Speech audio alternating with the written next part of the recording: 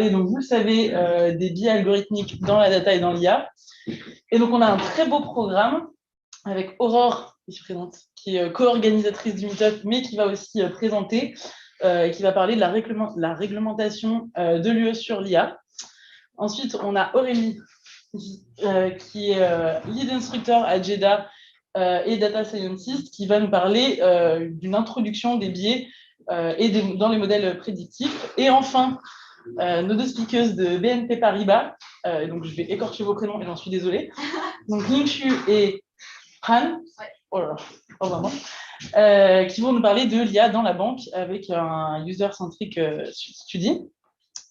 Voilà pour la présentation générale. Ce qu'on va faire, c'est que donc, à chaque fin de talk, vous pourrez poser des questions. Alors déjà, il y aura une sorte de format table ronde où chaque intervenant pourra poser des questions. Et après, évidemment, vous pourrez poser des questions. Et en live aussi, dans le chat, vous pourrez poser des questions. Voilà, à peu près 10 minutes de questions-réponses de prévues.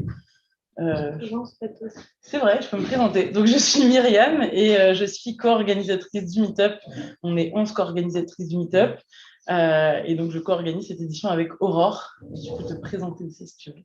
Oui, bah, du coup, je me représenterai par la suite. Et donc, je suis co-organisatrice. Ça fait 2 ans avec Myriam qu'on a intégré le Meetup.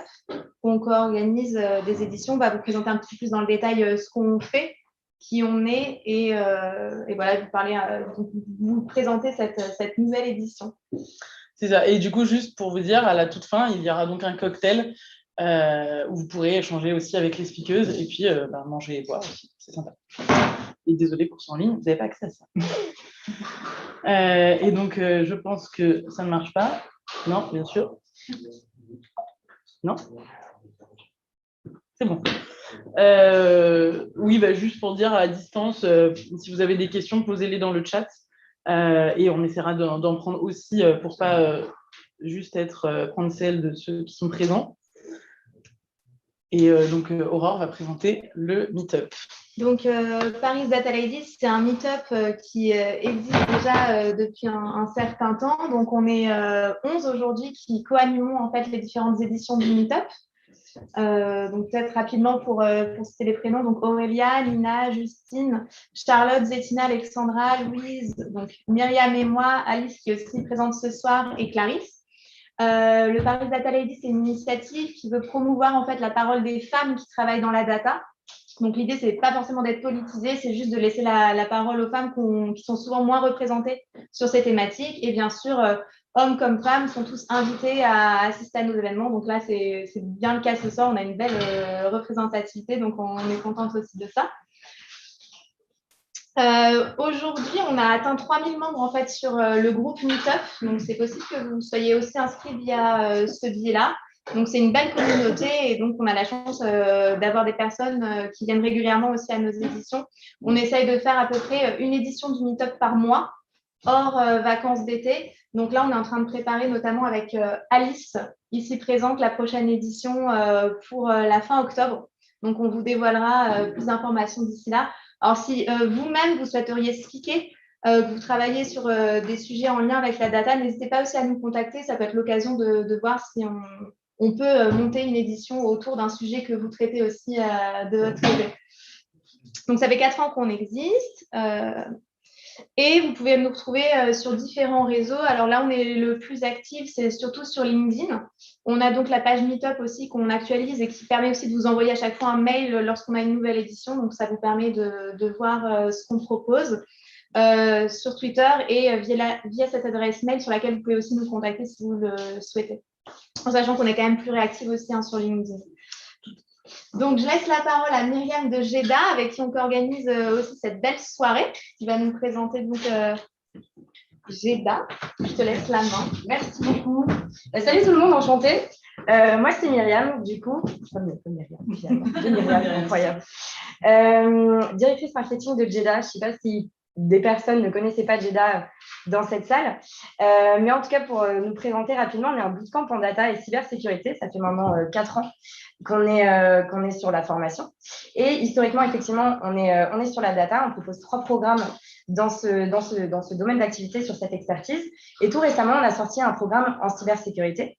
le pendant donc, de la data. Et en fait, à côté de nos événements, à côté de nos formations, pardon, on anime plein d'événements. Notamment, là, on est en partenariat avec Paris Data Ladies pour ce super événement. Pour vous parler un petit peu plus de JEDA, maintenant, du coup, ça fait à peu près 1000 élèves, un peu plus même, qu'on a formés. On a eu plein de profils différents. Il y avait plein de reconversions, des montées en compétences, des projets entrepreneuriaux qui ont été montés. Enfin, il y a plein de trucs. Et en fait, du coup, ils ont voulu se former via nos formations à temps partiel et à temps complet sur un enseignement qui est aujourd'hui maintenant du coup hybride. Ça peut être sur place à Paris et Lyon comme à distance. Et du coup, on est super contents de reprendre enfin des événements aussi à distance et en présentiel. Donc, on vous laisse profiter de ce talk avec Papa Paris Data Ladies. Vous avez des petits mets si vous avez fait un moment. On profitera, comme Myriam disait, d'un cocktail. Et aussi, vous pouvez nous rejoindre en ligne sur Discord. Sur le Discord, vous avez le lien juste ici sur le whiteboard.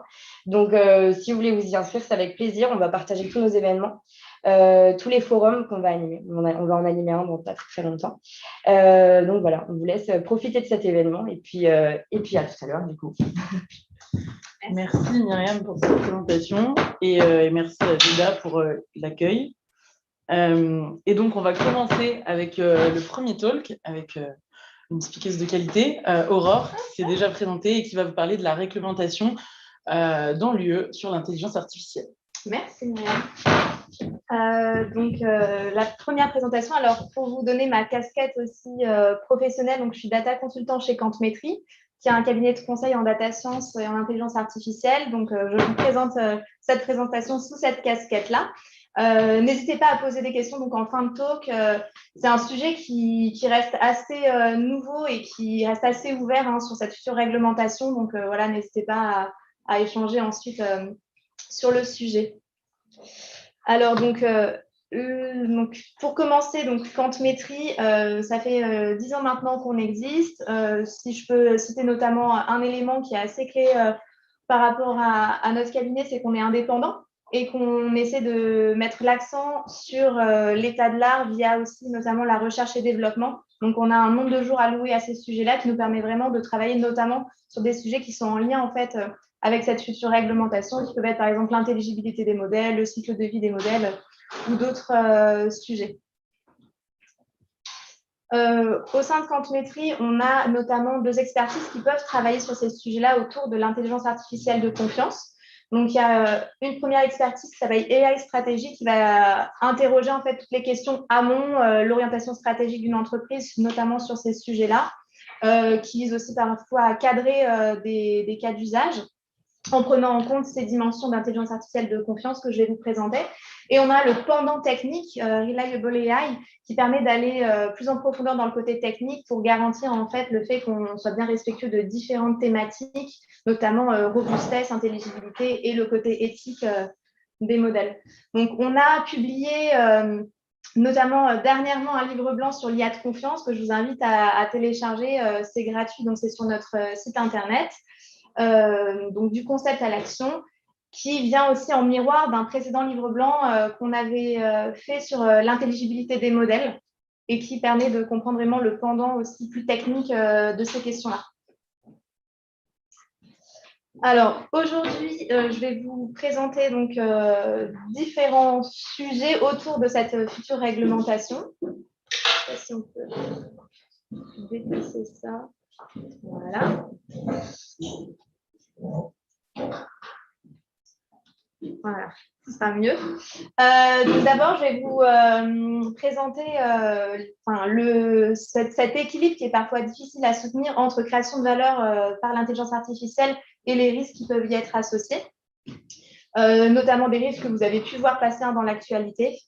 Ensuite, je vais faire un focus sur la réglementation de l'Union européenne sur l'IA de confiance, qui reste assez nouveau, et je vais conclure sur ce qui va changer en fait pour les différents acteurs du marché. Hop. Alors, tout d'abord, intelligence artificielle entre opportunités et risques. Donc, comme vous l'avez probablement déjà constaté aussi par vous-même, on observe une explosion en fait des cas d'usage liés à la data science et à l'intelligence artificielle. Donc là, vous trouvez quelques chiffres qui vont présenter cette croissance. On prédit notamment pour 2025 un chiffre d'affaires généré au niveau mondial par l'IA qui serait de l'ordre de 90 milliards de dollars. Lorsqu'on voit la croissance, on voit qu'on va utiliser de plus en plus d'intelligence artificielle et notamment quand on travaille nous-mêmes chez des clients, on voit qu'il y a une très forte accélération aussi des mises en production des cas d'usage data, donc à une visée vraiment d'application métier. Et donc ça, c'est vraiment quelque chose qu'on constate aussi au quotidien et qui concerne en fait toutes les zones géographiques. Sur le côté à droite, vous retrouvez les principales thématiques dans lesquelles les entreprises investissent. Donc ça vient d'une étude qui a été menée par IBM Watson sur donc l'adoption de l'intelligence artificielle. Et alors c'est un peu petit, mais pour vous citer les 3 premiers postes de dépenses d'investissement en termes d'IA, on va retrouver tout ce qui tourne autour de la sécurité de la donnée, tout ce qui tourne autour de l'automatisation des process, optimisation des process, et ce qui concerne la satisfaction client, donc plutôt tout ce qui va être marketing, mais aussi optimisation, par exemple, de l'after-sale.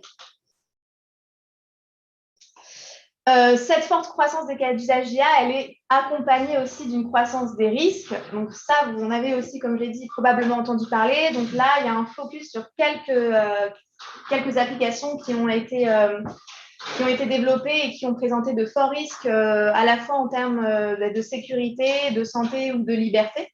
Donc, pour en citer que quelques-uns ici, on a dernièrement un chatbot qui a été entraîné avec une technique, donc GPT-3, qui a été entraîné sur des questions de santé et qui a recommandé en fait à certains patients de se suicider en lien avec leurs réponses. Donc, ça, c'est clairement un sujet qui est très critique aujourd'hui.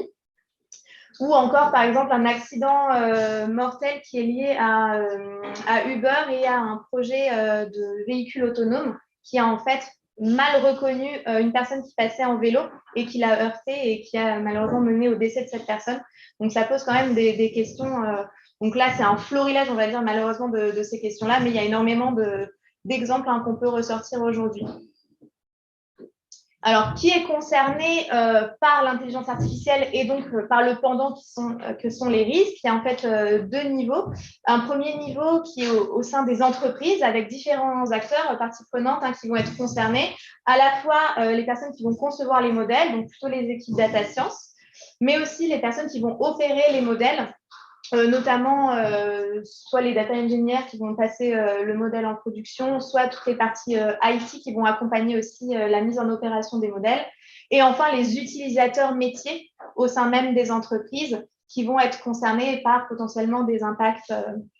Alors si je prends le cas par exemple d'un octroi de crédit, ça pourrait être donc les data scientists qui auraient développé un modèle, les personnes de l'IT qui vont le faire opérer, et l'utilisateur serait par exemple le banquier qui serait accompagné, par exemple, dans sa réponse à des demandes de crédit. Et en face de ça, on va retrouver une multitude de personnes qui sont les personnes concernées par les cas d'usage, qui peuvent être les clients, les bénéficiaires, les adhérents, ou toute autre personne qui serait directement ou indirectement impactée en fait, par ce type de cas d'usage d'intelligence artificielle. Donc, vous comme moi, on peut se situer dans les 2 sphères, en fait, au niveau entreprise, mais aussi au niveau consommateur. Donc, pour faire un focus sur cette réglementation de l'Union européenne, elle vient en réponse notamment à cette dualité qu'on retrouve entre forte valeur ajoutée liée à l'intelligence artificielle et risque. Et elle s'empare donc du sujet avec un nouveau règlement européen sur l'intelligence artificielle de confiance et d'excellence. Alors, ça ne date pas d'aujourd'hui, ça remonte déjà à 2018 où on a vu les premiers travaux en fait, qui ont été mis en place au sein de l'Union européenne avec un premier groupe de travail et la publication d'une première proposition de stratégie européenne sur l'intelligence artificielle. On voit qu'au fur et à mesure, il y a eu des itérations avec différents groupes de travail qui se sont mis en place. On peut citer un livre blanc qui est sorti donc en février 2020, qui est vraiment pilier dans cette thématique. Donc, je vous invite vraiment à aller le lire si ça vous intéresse, parce que vous allez retrouver notamment les grands principes en fait, qu'a identifié l'Union européenne pour répondre à cette problématique de l'IA de confiance. Et pour citer les dernières avancées, un vote d'initiative législative qui date d'octobre dernier sur la question et une première proposition de règlement qui remonte à avril 2021 et qui pose en fait les bases de cette réglementation de l'Union européenne sur l'intelligence artificielle de confiance. Alors aujourd'hui, le texte n'a pas encore été adopté et promulgué, donc c'est encore entre les mains en fait de l'Union européenne et des différents pays pour voir comment chaque pays va prendre en fait en main le sujet et va concrètement l'appliquer dans sa législation. Donc, on est encore à ce stade-là. Avant donc une adoption de promulgation de ce règlement qui mènera ensuite 2 ans après cette promulgation à la mise en place, la mise en application concrète du règlement. Donc, en fait, si on fait le parallèle avec le RGPD, qui avait été aussi mise en application en 2018, en fait, la loi avait déjà été votée 2 ans auparavant et ça avait laissé ce temps de 2 ans pour les entreprises de se mettre en conformité. Donc là, on est un peu sur le même modèle et sur la même méthode. Alors ici, un petit zoom sur justement les 7 exigences essentielles qui ont été mises en avant par l'Union européenne lors notamment de la publication du livre blanc. Donc, on va retrouver des exigences qui parfois rappellent en fait celles du RGPD. Par exemple, si je cite le respect de la vie privée, la gouvernance des données, ou encore différents principes, diversité, non-discrimination ou équité. Et on va retrouver d'autres éléments qui sont vraiment spécifiques à l'intelligence artificielle, notamment tout ce qui concerne le facteur humain et le contrôle humain sur les traitements, qui est considéré en fait comme essentiel pour garantir une intelligence artificielle qui soit maîtrisée et de confiance. Donc, par exemple, à ce niveau-là, ça va être éviter qu'un modèle soit incompréhensible, par exemple, pour les personnes qui l'ont développé, mais aussi pour de potentiels auditeurs ou pour des personnes concernées qui potentiellement subiraient ou pas de mauvais traitements par rapport à cette intelligence artificielle. Il y a un autre sujet qui tourne autour vraiment de la partie technique, qui concerne la robustesse et la sécurité. Donc ici, on entend surtout le fait de garantir qu'on ait un modèle qui soit performant, qui soit stable aussi dans le temps et sur lequel on ait une totale compréhension. Donc c'est notamment éviter les dérives de modèles dans le temps avec différentes techniques qui peuvent être appropriées. Un autre point que je vais mentionner aussi, c'est la transparence autour du traitement qui peut concerner à la fois la partie donc, entreprise, comme on l'a vu, et notamment la partie conception des algorithmes, mais qui a son pendant en miroir par rapport aux consommateurs et aux personnes concernées. Donc là, c'est vraiment une nouveauté. L'Union européenne a émis la recommandation que les usagers, les personnes concernées, puissent en fait demander, lorsqu'une intelligence artificielle a été utilisée, déjà qu'ils soient au courant que cette intelligence artificielle-là a été utilisée avec eux, dans leur propre interaction. Typiquement, où on s'adresse à un chatbot sur un site Internet, ça deviendra normalement obligatoire que la personne soit informée en fait que ce soit une intelligence artificielle. Donc, à voir après comment concrètement ça va se présenter. Et donc, chaque individu pourra en fait demander des comptes s'il n'est pas d'accord avec un résultat. Alors, pas forcément pour le cas du chatbot, mais ça peut être le cas, par exemple, pour de l'octroi de crédit. Donc, en fait, ça amène vraiment une nouvelle approche, de nouvelles perspectives aussi, nous, en tant que consommateurs, sur cette meilleure compréhension des cas d'usage et pour nos droits et nos libertés aussi. Donc, un vaste champ qui s'ouvre à nous. Alors, il faut savoir que ce règlement de l'Union européenne, il a une approche qui est basée sur le risque, le management du risque, c'est-à-dire qu'on va vouloir s'assurer que notamment tous les cas d'usage qui sont dits critiques, donc qui peuvent mettre en péril notre sécurité, notre santé ou encore nos libertés, soient véritablement suivis et contrôlés de manière très stricte. Et donc, ce sont ces IA critiques-là qui vont être en première ligne en fait, de ce règlement, en sachant que pour tous les autres cas d'usage qui ne seraient pas critiques, par exemple, vous utilisez un podomètre pour compter le nombre de vos pas et différents cas d'usage qui pourraient tourner autour de ça, ça ne va pas forcément avoir un impact sur votre santé ou sur vos droits. Si, par exemple, l'intelligence artificielle n'est pas robuste, s'il y a des erreurs soit par rapport à votre personne, soit dans le temps. Alors que pour certains autres cas d'usage, typiquement ceux que vous voyez ici, de recrutement par exemple, lorsqu'on fait du matching de CV, qu'on veut comparer des profils de candidats avec des offres d'emploi, là, il peut y avoir vraiment des conséquences qui peuvent être très discriminantes aussi ou dommageables pour les personnes. Un autre secteur qui peut être l'éducation, si on cite par exemple Parcoursup, le fait de pouvoir orienter ou pas les étudiants en fait, vers des parcours scolaires est à risque en fait, si l'intelligence artificielle n'est pas bien modélisée ou si elle présente des dérives, par exemple, aussi dans le temps.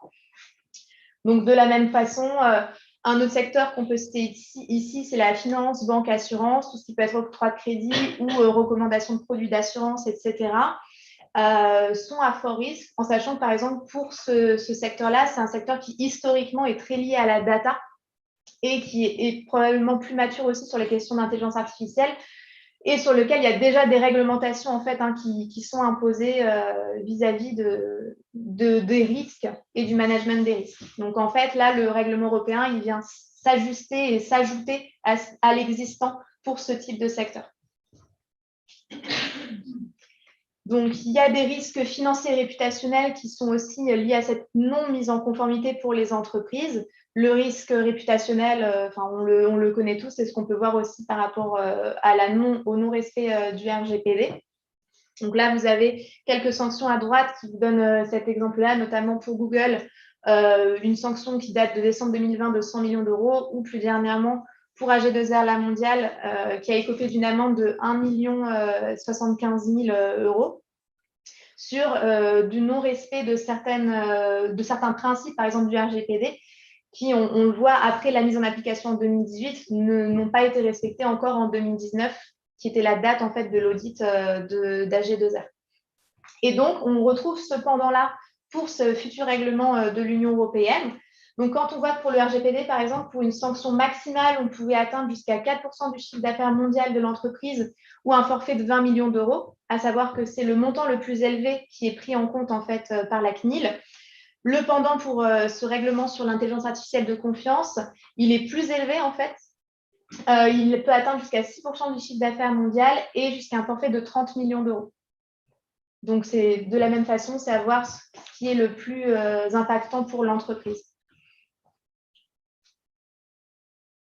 Donc, il y a une nécessité donc, de capitaliser sur ce qui s'est déjà passé en fait pour le RGPD et sur la mise en conformité RGPD. Donc, on voit qu'il y a un bon nombre d'acteurs qui aujourd'hui ne sont pas encore en conformité au niveau du RGPD. On peut s'attendre probablement à la même chose pour les acteurs qui développent et qui travaillent avec de l'intelligence artificielle.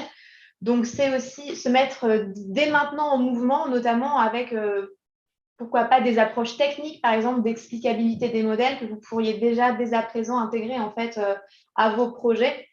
C'est avoir une approche by design, c'est-à-dire que dès que vous lancez un projet d'intelligence artificielle, vous prenez déjà en compte en fait à la racine ces différents aspects, notamment le contrôle humain, donc éviter par exemple l'effet black box d'un modèle. Alors, il faut savoir qu'il y a déjà des retombées positives suite à cette publication du livre blanc de l'Union européenne qui a en fait permis à différents secteurs de s'approprier aussi ces questions autour de l'intelligence artificielle de confiance. Notamment au côté ACPR. Là. Côté ACPR, donc, qui est l'autorité de contrôle prudentiel qui va gérer le secteur banque, assurance, et qui a déjà en fait travaillé aussi sur cette question-là d'intelligence artificielle de confiance avec différentes recommandations. Ça, c'est un document de travail qui date de juin 2020, donc en fait juste après la publication du livre blanc, et qui met en avant par exemple certains principes, notamment le traitement adéquat des données. La performance, la stabilité aussi des modèles, donc ce qu'on peut inclure en fait dans la robustesse technique dont je vous ai parlé tout à l'heure, ou encore l'explicabilité, et ce tout au long en fait du cycle de vie des modèles. Donc que ce soit à l'initiation en fait du développement jusqu'à la production, jusqu'à l'industrialisation.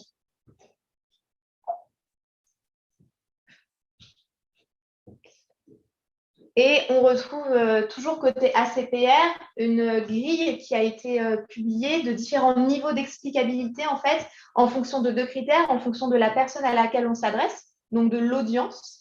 Est-ce qu'on s'adresse à la personne qui a développé le modèle? Est-ce qu'on s'adresse à un utilisateur ou à une personne concernée? Et en fonction aussi du degré de risque.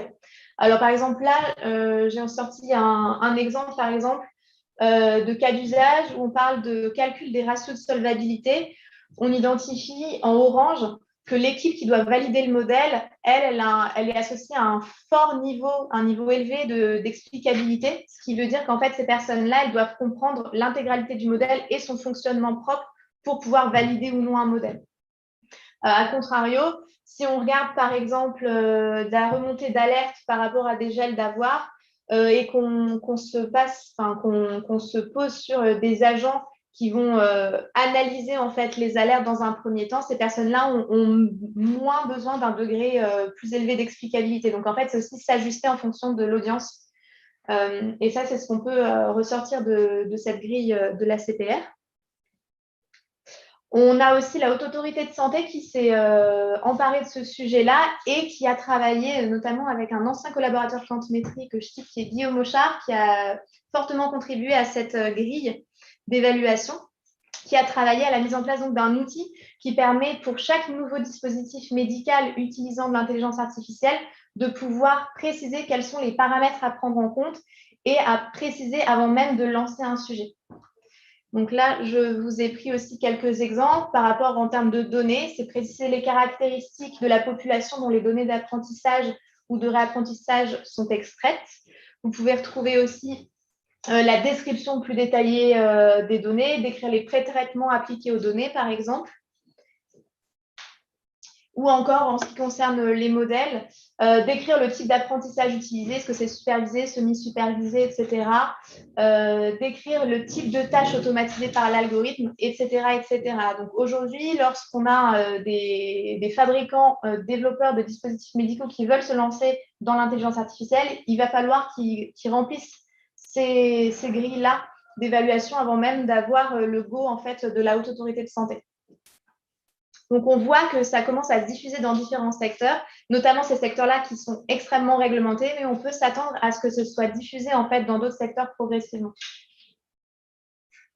Alors, ce qui va changer concrètement, alors j'aimerais vous donner un peu plus de concret. Aujourd'hui, on attend encore les grandes règles au niveau même de la France, et notamment, par exemple, qui va contrôler l'intelligence artificielle. Est-ce que c'est la CNIL qui va prendre aussi ce rôle-là, parce que ce règlement il est vu en fait comme une continuité du RGPD? Est-ce que c'est un autre acteur qui va émerger? Est-ce que c'est plutôt un acteur européen? On a eu quelques pistes qui sont sorties, mais ça reste encore assez flou aujourd'hui. Donc, on attend encore en fait d'avoir plus d'informations. Alors, au sein même des entreprises, bien sûr, c'est anticiper dès à présent en fait cette mise en conformité. 2 ans, ça passe très vite et on le voit encore pour le RGPD.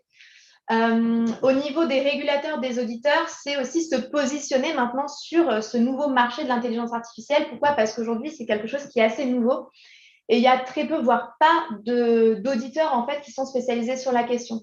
Donc, est-ce qu'on va retrouver les grands auditeurs, Mazars, etc., qui vont décider de développer une nouvelle expertise sur l'intelligence artificielle? Est-ce que ce sont de nouveaux acteurs qui vont le faire? Donc là, ça pose aussi pas mal de questions en termes de marché, hein, et d'opportunités.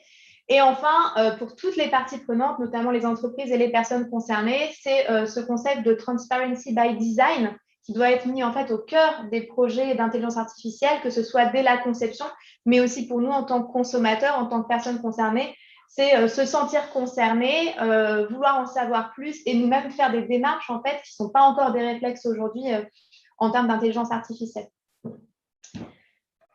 Donc, voilà pour cette présentation. Donc, c'était un aperçu assez général de ce qui va nous attendre.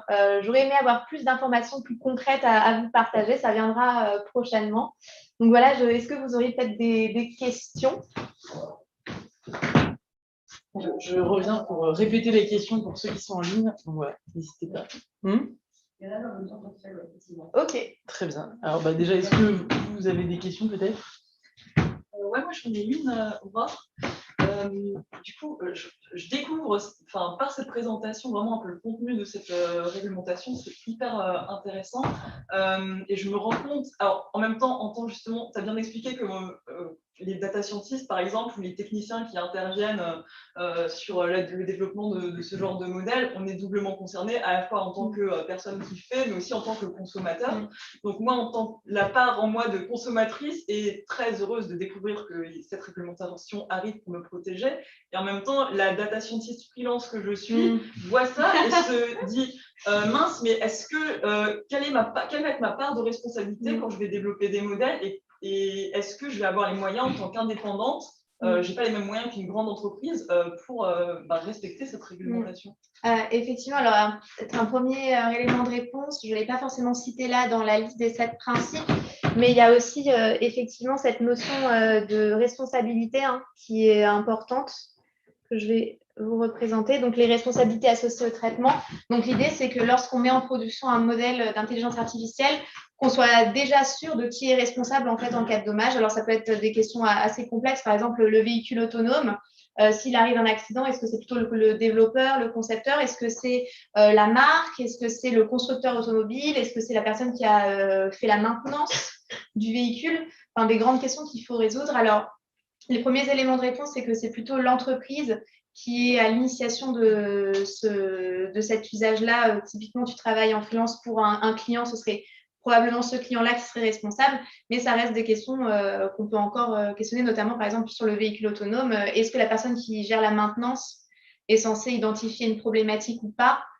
Ça, c'est encore des questions qui restent ouvertes aujourd'hui. Est-ce qu'il y a une question dans l'audience parmi nous? Oui.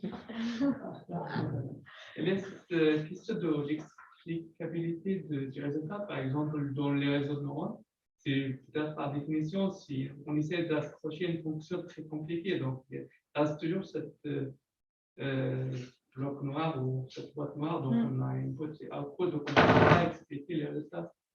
Ouais. Concrètement, donc on ne peut pas, donc on peut dire que technologie, on arrête de les utiliser Alors, de ma compréhension, moi-même, je ne suis pas data scientist, mais il existe aussi des packages ou des modèles qui permettent d'expliquer certains modèles qui sont boîte noire, donc qui permettent justement de pallier à ça.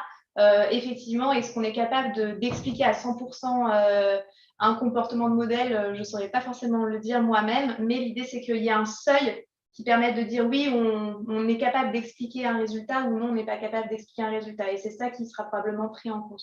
Je ne sais pas si une personne plus technique veut ajouter quelque chose sur cette question-là. Tu veux te mettre près du micro. Du coup, pour tout ce qui est explicabilité des boîtes noires, vraiment boîte noire, où on ne sait pas quel est le modèle, le package shape, il propose une solution qui a juste besoin de la probabilité prédicte et qui renvoie une explication, qui simule un peu comment le modèle se comporte et qui renvoie une explication globale et locale. Voilà. C'est toujours, mais là, ce n'est pas toujours une probabilité. C'est juste un score entre les 1 et 1, mais ce n'est pas toujours une probabilité. Là, on attend d'avoir un peu plus d'informations aussi au niveau de la réglementation. Je n'aurai pas forcément la réponse aujourd'hui, mais c'est une question à se poser. Complètement. Il y a une deuxième question? Une question plus simple sur tous les modèles de la full stack ici. Comment je comporte le modèle en cas de données incomplètes et d'absence de données? Oui, alors de la même façon, je n'aurai pas forcément la réponse. On viendra tout à l'heure au sujet sur l'explicabilité qui sera présenté. Il faut des données. L'algorithme que vous allez utiliser pour dire quelque chose, que ce soit quantitatif ou qualitatif, a besoin de données. Si vous n'avez pas de données sur un individu, comment vous le classez? Vous n'avez pas d'historique, comment le modèle s'en sort? Question tout simple. On verra peut-être cette question-là après sur la partie explicabilité des modèles. Merci pour la question. Et sur une autre question? Oui, ou sinon dans le chat, si tu veux nous dire une question. Ah, vas-y. Concerner la publicité ciblée, ce genre de réglementation?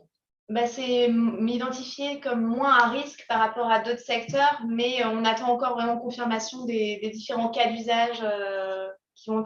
Après, ce qu'il faut voir, c'est que ce n'est pas forcément un secteur qui va être ciblé, c'est aussi des fonctions ou des cas d'usage en particulier, notamment tout ce qui concerne par exemple le recrutement, qui est en fait transverse dans différents secteurs d'activité. Donc, on attend d'en savoir plus aussi sur quels sont exactement les cas d'usage qui sont concernés ou pas, en sachant quand même que l'idée aussi, la vocation de ce texte, c'est d'indiquer des bonnes pratiques pour l'ensemble des acteurs. Donc après, c'est aussi aux différents acteurs de pouvoir prendre en compte ces recommandations et de les appliquer directement, probablement à leur propre cas d'usage. Juste pour sur la question, est-ce qu'il y a une sorte de enfin, tous les modèles existants qui sont un peu obscurs, est-ce qu'ils vont devoir s'éclaircir ou est-ce que ça se fait? Probablement. C'est comme pour le RGPD, toutes les données personnelles que vous aviez stockées avant même le RGPD qui ne sont pas compliant ont dû être mises à la bonne conformité. Donc, par exemple, typiquement, les personnes avaient reçu, des personnes dont les données étaient utilisées ont reçu normalement soit des contrats, soit des avenants, soit des demandes de consentement. Donc, on s'attend à la même chose là pour ces sujets-là. Ouais. Et du coup, on va prendre une dernière question. Est-ce que tu veux nous dire celle qu'il y avait sur le chat? En fait, il existait des consortiums en Europe qui travaillaient sur les bons projets.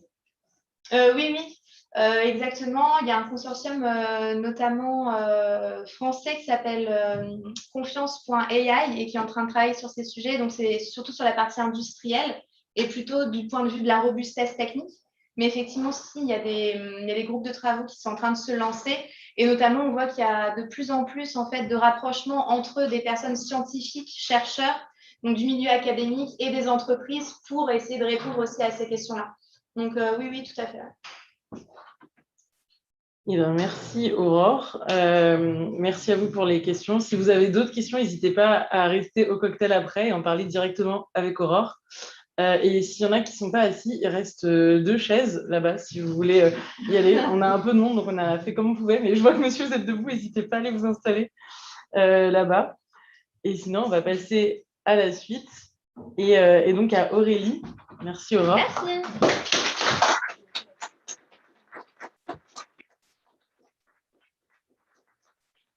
Et donc, on va passer à Aurélie, qui est instructeur chez JEDA et en même temps data scientist en freelance, et qui va nous parler d'introduction aux biais dans les modèles prédictifs. Et je te laisse.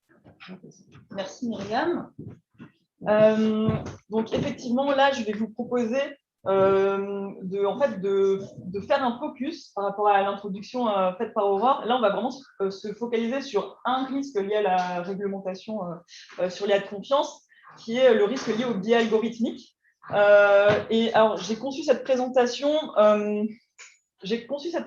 déjà d'abord en tant que data scientist qui me suis posé la question, tiens, mais en fait, comment est-ce que je peux m'assurer que mes algorithmes ne vont pas être pleins de biais et porter préjudice à des personnes sur certains cas d'usage. Donc, c'était c'était le point. Je me suis, en tant que personne technique, renseignée sur ce sujet-là, mais j'ai conçu cette présentation aussi, pas seulement pour m'intéresser aux aspects techniques, mais aussi comme une introduction un peu pédagogique, puisque on est ici dans les locaux de JEDA, et d'ailleurs, je reconnais certains de mes élèves dans l'assistance. Donc, l'idée, c'est aussi de partir de large pour prendre le temps de reposer des définitions pour que on soit tous au clair sur de quoi on va parler dans cette présentation. Et puis finalement, c'est, je pense, aussi intéressant pour les personnes techniques, ça va me permettre de faire un pas en arrière et déjà juste de reposer les choses. Mais vous inquiétez pas pour les data scientists, les data scientists et les autres techniques dans la salle, on finira par parler un petit peu technique à la fin. Du coup, je vais partir déjà de quelques définitions très larges. Donc, dans le sujet des biais et des modèles prédictifs, je vais déjà repartir des bases et je vais déjà prendre le temps d'expliquer de quoi on parle quand on parle de modèles prédictifs en IA.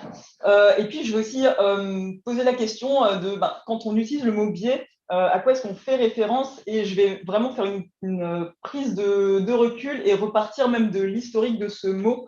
Donc, je vais, on le verra plus tard, mais je vais un petit peu retracer l'historique de l'utilisation de ce mot dans différentes situations et dans différents domaines. Et puis ensuite, on rentrera un petit peu plus profondément dans le sujet. Je vous exposerai le contexte et surtout, je vous montrerai où est vraiment le problème en me rattachant un peu à des sujets d'actualité comme Aurore a pu le faire.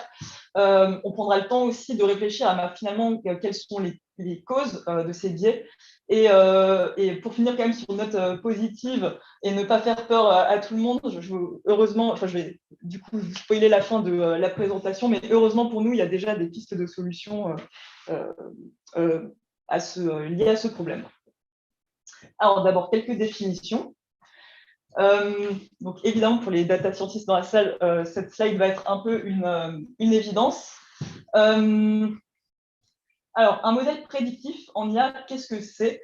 Un modèle prédictif, c'est un modèle dont l'objectif est, je vais essayer de rester très général au départ, l'objectif de ce modèle, c'est j'ai des données à disposition et j'ai en face de ces données un label. Et l'objectif de ce modèle, c'est d'être capable, en autonomie, à un moment donné, pour ces données, prédire la valeur du label. Donc là, concrètement, je vous ai mis un exemple qu'on aime bien utiliser pour vulgariser cette notion-là, qui est l'exemple de imaginer que mes données en question, ce sont des photos d'animaux.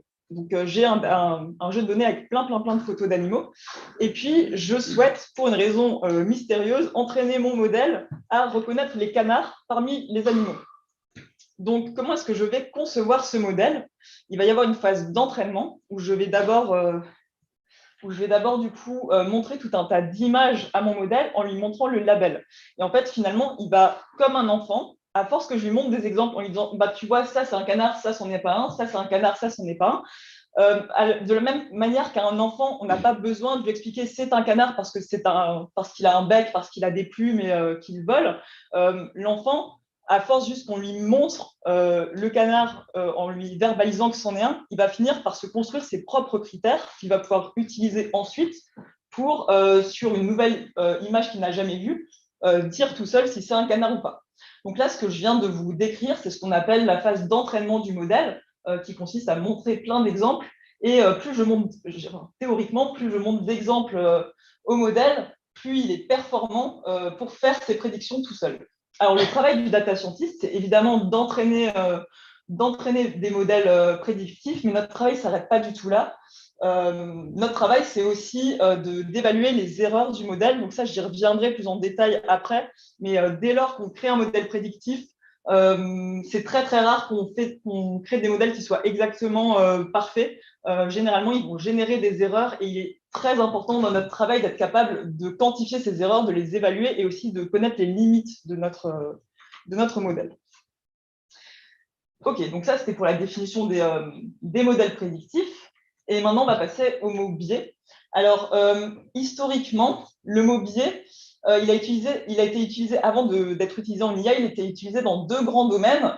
Premièrement, dans le domaine des sciences cognitives et aussi dans le domaine des sciences expérimentales, où dans ce cas-là, on parlait de biais méthodologiques. Donc, du coup, je vais déjà commencer par vous faire un peu l'histoire de ce mot-là dans ces deux domaines-là, et puis ensuite, on se posera la question de ce qu'est un modèle biaisé en IA.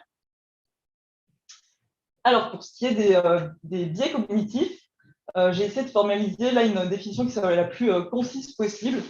En sciences cognitives, on dit qu'un biais cognitif, c'est une déviation systématique de la pensée logique et rationnelle par rapport à la réalité qui va résulter en des erreurs de raisonnement ou de jugement.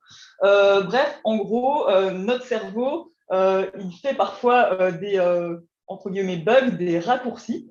Et il va avoir, et ça va résulter en voilà, justement des erreurs des mauvaises décisions qu'on va prendre, des erreurs de jugement, des erreurs d'appréciation. Alors ça peut paraître bizarre dit comme ça quand on n'est pas dans le domaine des sciences cognitives ou dans la biologie, de se dire c'est quand même bizarre. On sait de quoi est capable notre cerveau, de plein de super choses, et en même temps il est capable de faire des bugs et de se tromper. C'est un petit peu étrange. En réalité, c'est assez intéressant.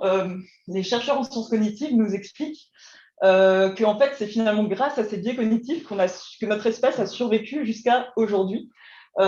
Pourquoi? Parce que là, il faut rembobiner dans l'histoire de l'espèce humaine pour comprendre. Et en fait, si on réfléchit à quand on vivait, enfin pas nous, mais du coup nos ancêtres, quand ils vivaient dans la vie sauvage, pour survivre, ils avaient vraiment besoin parfois d'être capables de réfléchir très vite et de ne pas processer consciemment tout un cheminement de pensée, et en fait de pouvoir réfléchir très vite en faisant des raccourcis pour pouvoir réagir et rester en vie.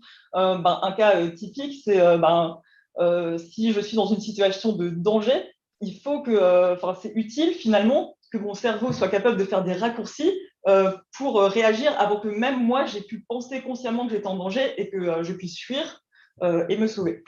Donc, finalement, là, ce ce que je veux montrer en passant du temps sur cette définition, c'est qu'en soi, un biais, ce n'est pas forcément une mauvaise chose. Mais ça peut avoir des conséquences négatives. En l'occurrence, dans le cas du biais cognitif, la conséquence négative, c'est qu'aujourd'hui, on ne vit plus dans la vie sauvage, on vit en société et on a besoin, plus que jamais, de pouvoir avoir des débats rationnels, de pouvoir prendre des décisions collectives. Et en fait, c'est dans ce cas-là que les biais peuvent nous causer des problèmes. Et du coup, pour devenir plus concrète, là, je vous ai mis quelques exemples de biais, mais en fait, il en existe vraiment des dizaines de dizaines. Donc, il y a par exemple le biais de confirmation. On le connaît tous, on en est tous victimes. Le biais de confirmation, c'est quoi? C'est le fait d'avoir tendance à favoriser des informations qui vont dans le sens de nos propres croyances et à discréditer ou à critiquer des informations qui iraient contredire ce qu'on croit déjà. Donc, par exemple, si je suis une écolo convaincue et que je lis un article qui m'explique que dès demain, il faut interdire l'utilisation des voitures dans toute la France, peut-être que je vais accueillir ça plutôt positivement et pas trop poser de questions. Alors qu'au contraire, si je lis un article qui m'explique que non, en fait, la voiture, c'est pas du tout polluant et qu'il n'y a aucun souci, là, je vais automatiquement déclencher tout un système où je vais me mettre à critiquer, à vouloir vérifier les sources, à questionner la méthodologie de l'étude, etc., etc. Donc ça, c'est le biais de confirmation. Un autre exemple de biais, c'est le biais de stéréotypage. Donc ça, vous le connaissez tous, c'est les filles aiment s'habiller rose et tous les garçons aiment jouer au foot. Donc ça, il n'y a pas besoin d'expliquer plus, je pense. Et puis, un troisième exemple de biais que j'ai choisi, c'est le biais d'appel à l'autorité qui est assez d'actualité en ce moment, notamment dans le cadre de la crise du Covid. Donc, l'appel à l'autorité, en fait, c'est la tendance qu'on a à... c'est un peu le contraire du biais de confirmation. L'appel à l'autorité, c'est en gros, je vais apporter tout mon crédit et ne jamais remettre en question les propos d'une personne sous prétexte qu'elle fait office de figure d'autorité. Donc, en soi, ce n'est pas une mauvaise chose que d'apporter du crédit à des gens qui sont reconnus comme experts de leur domaine, mais ça peut devenir délétère si on accueille leurs propos et leurs recommandations systématiquement sans jamais les remettre en question. Donc, voilà pour quelques exemples. Et puis maintenant, je vais passer du coup au biais méthodologique. Alors là, on passe dans le domaine des sciences expérimentales. Donc, toute personne qui a un jour travaillé soit dans les sciences expérimentales, soit même les statisticiens ou les personnes qui, en général, sont amenées à faire des études statistiques sont concernés et connaissent très bien ce problème de biais. Dans ce cadre-là, la définition d'un biais, c'est que c'est des résultats, donc dans l'expérience ou dans l'étude, qui vont être erronés et qui sont causés par des erreurs de méthode. Et dans ce cas-là, on distingue différentes causes de ce biais, trois grandes familles. Il y a le biais statistique. Donc, le biais statistique, en fait, c'est le fait que mes résultats vont être faussés juste parce que je travaille sur un échantillon qui est un échantillon de données qui est trop petit ou qui est pas représentatif de la population que j'étudie.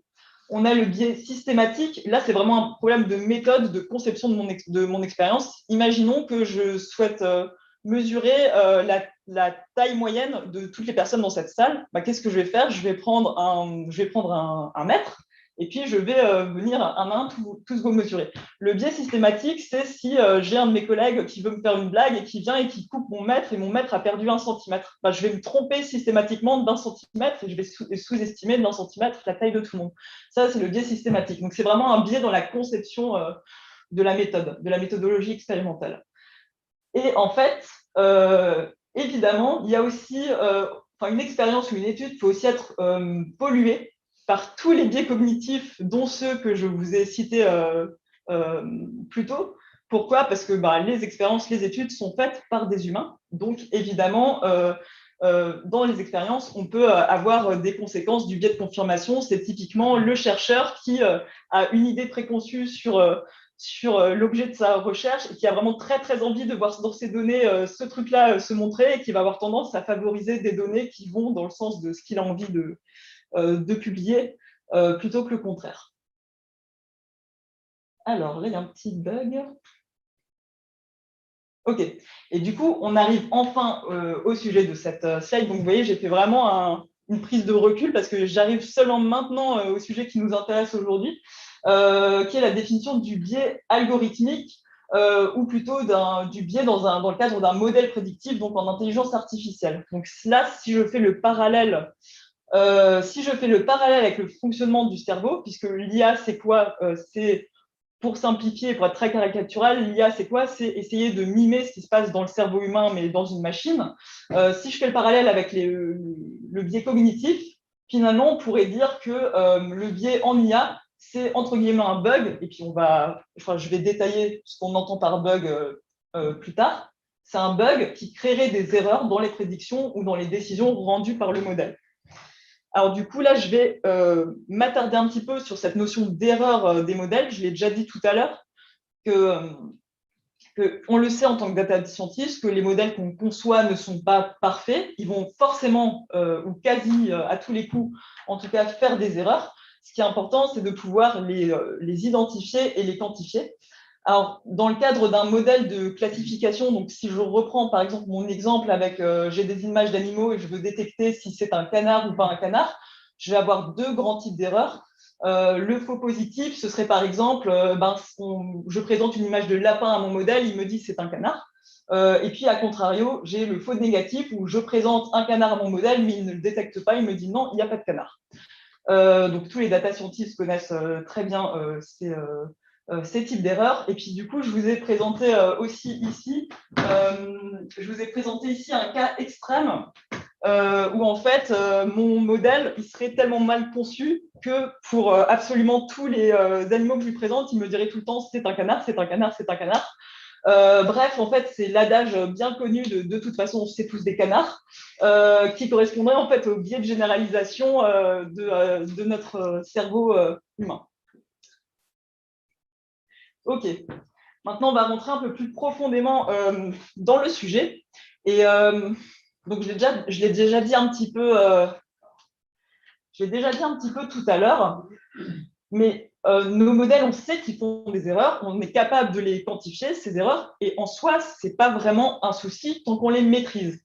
Et donc là, je vais arriver à oui, mais où est le problème? Et donc là, j'ai trouvé une définition d'une journaliste spécialisée en IT qui s'appelle Mary Pratt, qui en gros nous dit qu'en fait, le problème vient quand les erreurs vont causer, il y a une notion de préjudice systématique en tout cas. Et on va voir ce qu'il y a derrière cette notion-là de préjudice systématique lié à l'utilisation d'un modèle de machine learning. Et pour être plus concrète sur le problème, j'ai fait une slide un peu comme Aurore, donc j'espère qu'on ne va pas finir par vous faire tous paniquer avec nos sujets d'actu. D'ailleurs, je crois qu'on a quelques titres en commun.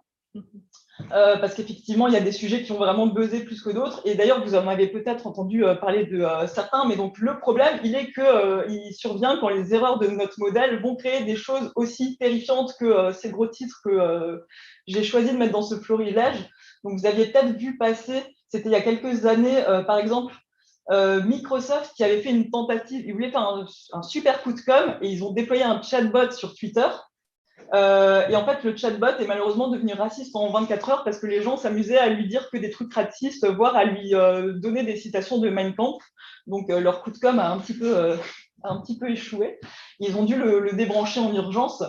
Alors, on rit, mais en fait, c'est pas drôle du tout. Encore là, c'est anecdotique parce qu'à la limite, ça ne va pas forcément avoir un impact direct dans la vie des personnes. Mais là, il y a certains autres sujets d'actu qui sont vraiment terrifiants. Donc, je crois que c'était sur ta slide Aurore, mais que tu l'as pas dit à l'oral, mais effectivement, où tu l'as dit, je ne sais plus, sur Amazon. Ouais. Donc, Amazon, ils ont dû débrancher leur système. Ils avaient un système d'aide au recrutement. Et en fait, ils se sont rendus compte que ce système mettait systématiquement de côté les CV des femmes.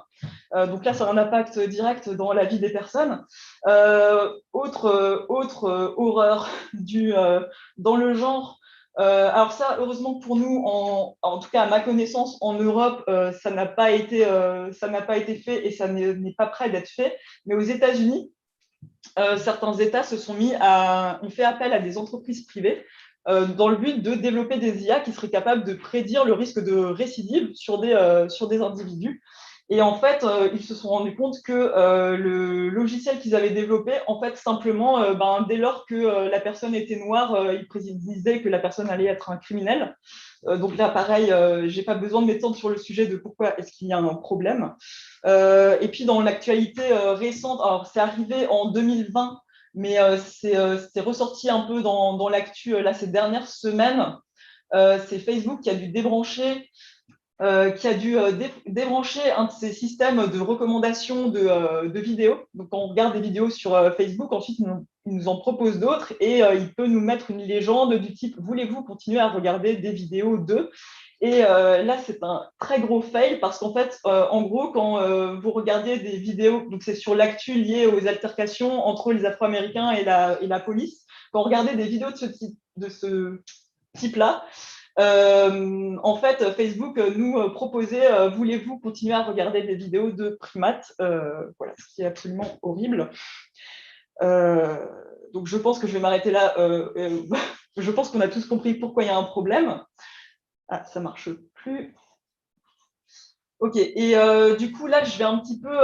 Donc on va essayer d'aller vers les solutions pour quand même continuer sur quelque chose de plus positif. Donc, on va essayer d'aller vers les solutions et pour ça, on va déjà essayer de un peu mieux comprendre et catégoriser ces biais. Ah oui, en fait, j'ai spoilé mon truc, j'ai fait une facile slide info. Mais du coup, il y a donc 4 grandes familles de biais. Il y a d'un côté, premièrement, le biais d'échantillonnage. Donc ça, c'est si pour créer mon modèle, j'utilise des données qui ne sont pas représentatives de la population, ça peut poser un problème. Exemple, si j'utilise un modèle d'aide, voilà, de tri de CV et que pour entraîner mon modèle, j'utilise que des CV d'hommes, qu'est-ce qui me garantit que ça va avoir un comportement correct sur le CV des femmes? Rien du tout. Il y a le biais de préjugés. Le biais de préjugés, c'est le même que le biais de stéréotypage, type je vais associer systématiquement un critère, une caractéristique à une catégorie de personnes. Il y a le biais de confirmation, qui est aussi le même qu'en sciences expérimentales et qu'en sciences cognitives, qui va en gros désigner le fait qu'on va avoir tendance à garder un modèle qui va reproduire nos propres croyances erronées d'humains. En fait, ces 3 grandes familles de biais, si on y réfléchit un peu, elles sont en fait liées au fait qu'il y a intervention humaine dans la construction des modèles. Alors, ça ne veut pas dire que c'est la faute des data scientists, j'y reviendrai après, mais du coup, pour la petite anecdote, quand je préparais cette présentation, je discutais avec un collègue et il m'a dit mais en fait, c'est un peu inexact de ton titre de présentation de dire que tu vas parler des biais algorithmiques, parce qu'en fait, en réalité, les biais, ils ne viennent pas des algorithmes, ils viennent des humains. Donc voilà, merci à lui de m'avoir fait remarquer ça, parce que c'est pas faux. Et du coup, il y a une dernière, juste pour le citer, il y a une dernière famille de biais qui est le biais d'attribution de groupe, donc qui là vient vraiment plus du design du modèle et de l'entraînement du modèle. Le biais d'attribution de groupe, c'est typiquement ce qui s'est passé avec le côté, en fait, les criminels, c'est uniquement des personnes afro-américaines. Ok, qu'est-ce qui cause ces biais? Là, je viens de le dire, la cause majeure est liée à l'intervention humaine dans l'IA. Et donc, simplement, en fait, on va laisser nos propres défauts un peu s'immiscer dans les modèles qu'on crée. Et là, je vais rentrer un petit peu plus dans le technique. Une autre cause, alors il y a l'adage bien connu en data qui dit garbage in, garbage out. Si je travaille sur des données qui ne sont pas représentatives, qui sont fausses, qui sont pleines de valeurs manquantes, qui sont incohérentes, je risque de créer autant d'erreurs et dès lors que je risque de créer des erreurs, je risque de créer des biais. Aussi, lorsqu'on traite les datasets en amont de l'entraînement du modèle, une mauvaise gestion des valeurs aberrantes ou des valeurs rares dans notre dataset, ça peut être un problème. Si je décide, je ne sais pas si... donc, je vais peut-être quand même parler d'octroi de crédit, et vous en parlerez peut-être mieux que moi tout à l'heure. Mais si par exemple, je souhaite créer un modèle d'octroi de crédit et que en fait, pour simplifier le problème, je me dis, je vais mettre de côté les intermittents du spectacle parce qu'il n'y en a pas assez dans mon dataset et puis ça va être compliqué de les traiter. Oui, mais qu'est-ce qui se passe du coup si mon modèle, à la fin, on l'utilise, les clients de la banque sont intermittents du spectacle, on l'utilise pour eux et le modèle dit non systématiquement, bon, là, j'ai un petit problème, j'aurais peut-être dû les garder, ces données-là, dans mon dataset. On peut avoir vraiment des problèmes liés vraiment à des mauvaises hypothèses du modèle. Donc là, je ne vais pas rentrer dans le détail, mais c'est vraiment en tant que data scientist, il faut choisir des modèles qui ont des hypothèses qui sont quand même raccords avec ce qu'on essaye de prédire ou de décider. Et évidemment, en fait, une cause vraiment centrale de ces problèmes de biais, c'est l'inclusion de caractéristiques sensibles dans les données pour s'entraîner. L'exemple de... quel exemple je peux reprendre l'exemple des Afro-Américains qui sont récidivistes. Évidemment, ça arrive parce que j'inclus l'information sur l'origine ethnique dans les données d'entraînement. Donc ça, évidemment, plus je mets de caractéristiques sensibles et plus je prends en compte de caractéristiques sensibles, donc typiquement le genre, la catégorie socio-professionnelle, l'origine ethnique, plus je risque de me créer des problèmes parce que je donne à mon modèle l'occasion de prendre ces facteurs-là en compte.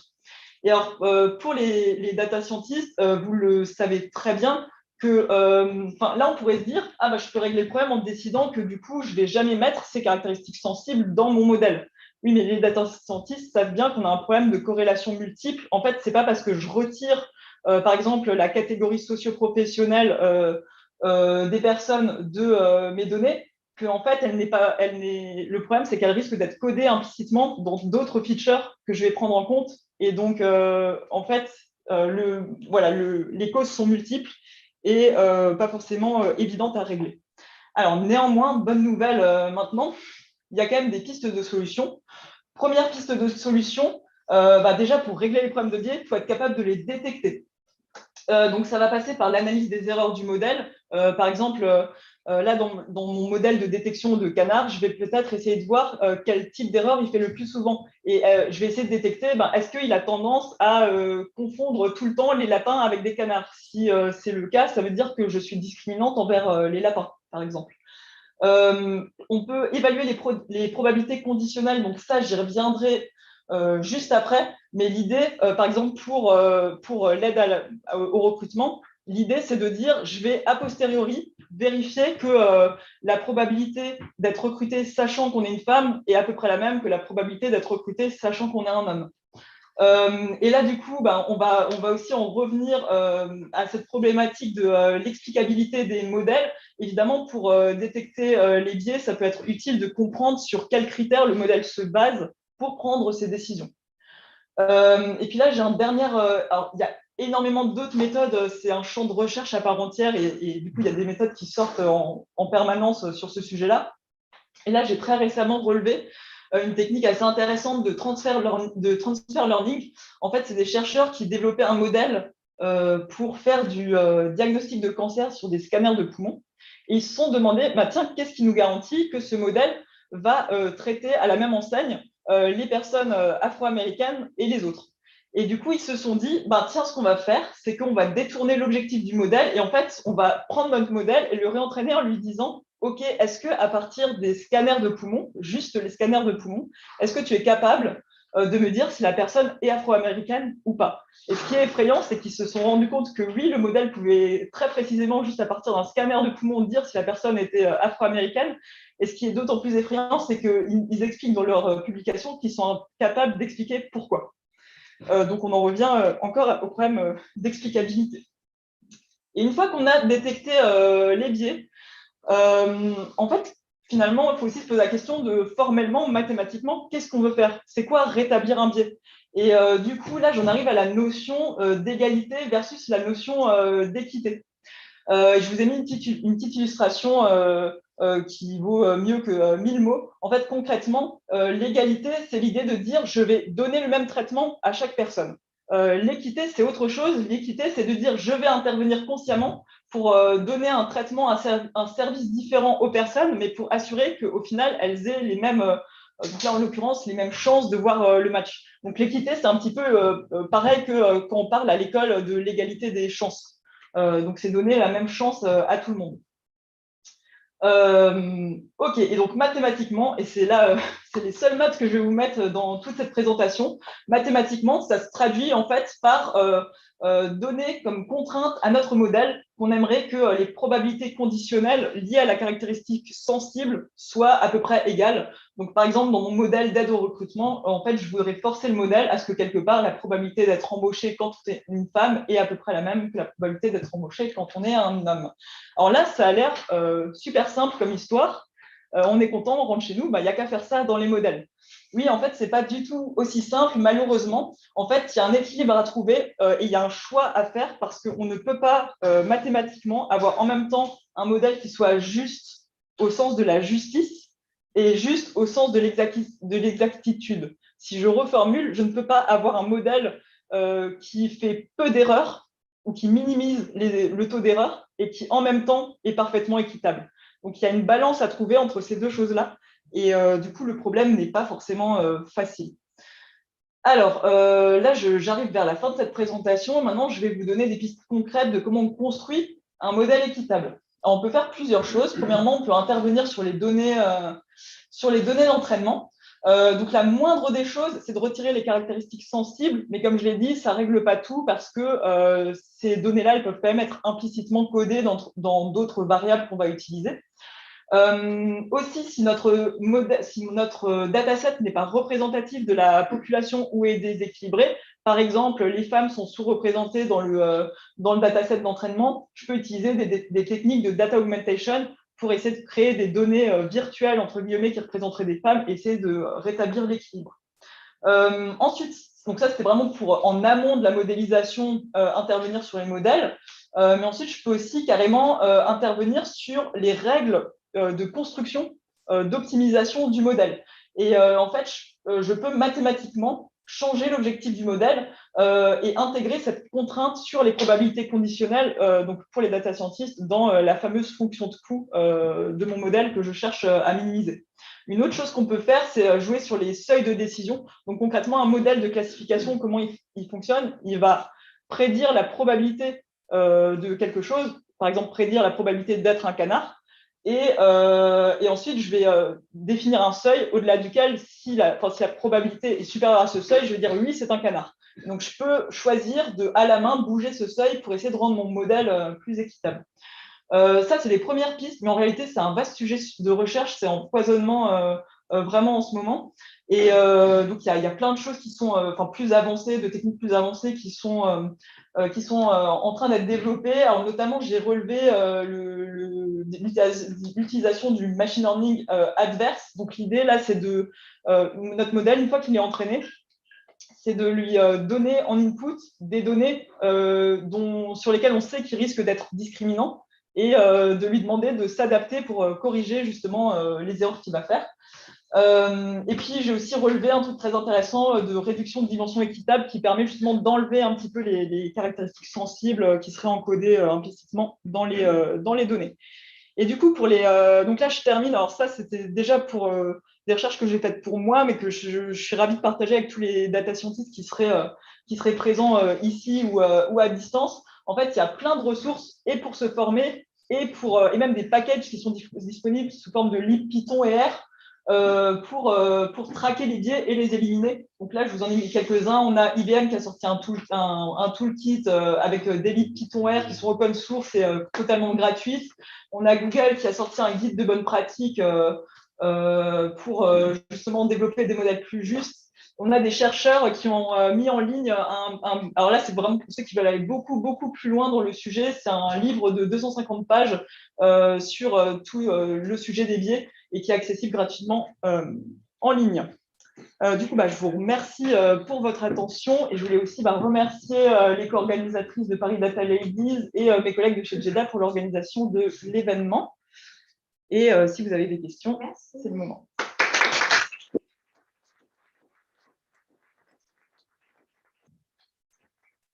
Merci beaucoup Aurélie. Alors, est-ce qu'il y aurait alors peut-être une question parmi les speakers? Alors, ou dans la salle? Je suis désolée d'avance, comme on est un petit peu en retard, c'était très intéressant, mais du coup, on va pouvoir prendre une seule question. Et si jamais vous en avez et que vous voulez rester avec nous au cocktail, n'hésitez pas et après, je vous poserai plein de questions. Désolée, Ouais, Alexandra.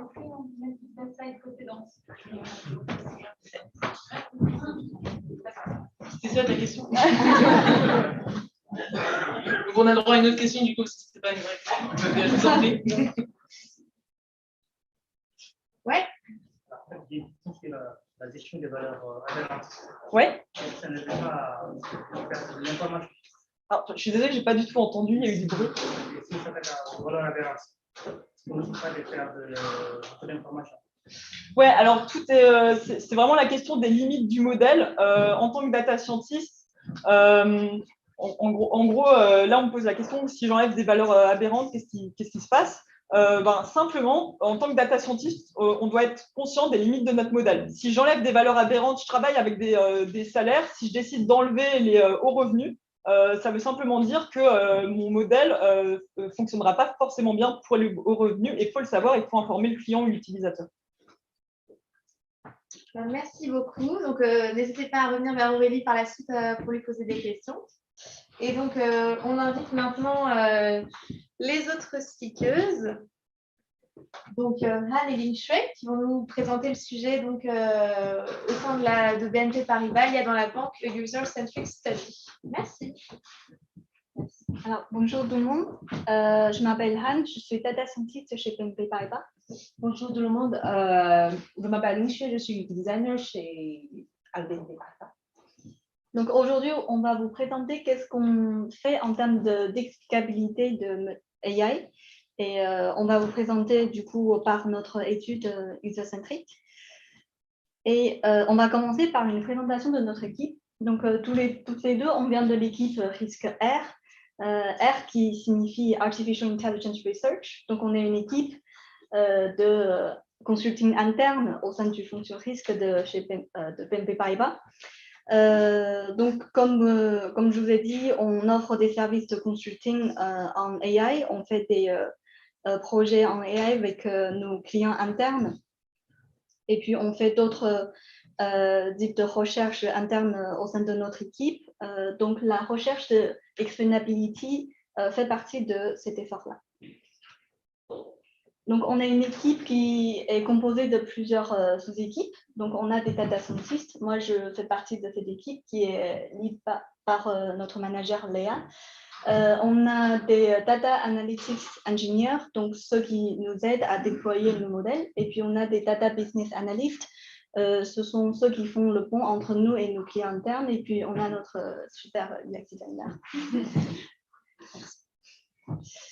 Voilà. Donc, on va commencer par vous donner un peu de contexte. Donc, je suis désolée, enfin, c'est pas très clair en dessous, mais je vais le dire à voix haute. Donc, comme vous savez, à la banque et même dans le domaine de finance, on utilise de plus en plus de modèles d'AI et de plus en plus de produits qui sont supportés par l'AI. Du coup, je vous ai listé ces use cases qui sont les plus utilisés à la banque. Comme vous pouvez voir, certaines use cases sont très faciles à comprendre et faciles à expliquer. Par exemple, tout ce qui est computer vision, on pourra voir par les images si oui ou non on a fait des erreurs et si on fait des erreurs, d'où vient l'erreur. En revanche, il y a certaines use cases qui ne sont pas du tout faciles à expliquer. Donc là, on doit mettre un certain effort pour mieux expliquer l'algorithme qu'on utilise. Et puis, comme disait Aurore tout à l'heure, on a aussi une pression régulateur pour en faire mieux. Donc, l'objectif de notre projet consiste à, premièrement, vraiment construire une conscience en AI. Tout d'abord, c'est au sein de notre entreprise. Donc, on voudrait que on arrive à expliquer ce que c'est AI et arrive à donner des explications à nos collègues. Comme ça, ils peuvent avoir une meilleure adaptation quand ils utilisent AI dans leur travail quotidien. Ensuite, on voudrait remplir notre responsabilité sociétale. On essaie d'être transparent avec nos clients. On essaie de fournir des réponses au mieux de la possibilité quand ils nous posent des questions sur les décisions prises par AI. Et puis surtout, on voudrait contrôler le biais potentiel qui peuvent être introduits dans le modèle de AI avec les méthodes d'explicabilité. Puis dernièrement, on essaie d'être proactif et être prêt quand il y aura la demande de régulateur, une éventuelle audit. Ensuite, notre approche, c'est vraiment sur ces deux dimensions. Donc, d'un côté, on va étudier, et je vais vous présenter très rapidement quelques méthodes de l'état de l'art, de méthodes d'explicabilité. Et ensuite, on va vous présenter notre recherche en UX. Donc, ici, on essaie vraiment de voir qu'est-ce que c'est explicabilité pour les profils différents. Donc, ici, très rapidement, quelques taxonomies de méthodes d'explicabilité. On a ce qu'on appelle les explications intrinsèques. Donc, là, ce qu'on appelle intrinsèque, ça veut dire que les méthodes sont explicatives en lui-même, par exemple les régressions logistiques ou des arbres de décision courtes. On pourra lire les règles de décision assez facilement. Donc, ensuite, on a tout ce qu'on appelle la méthode post-hoc. Là, c'est vraiment fait pour les méthodes qu'on appelle boîte noire. Donc, le modèle en lui-même, on n'arrive pas à le décortiquer et on essaie d'utiliser d'autres modèles ou d'autres méthodes qui essaient de trouver des explications.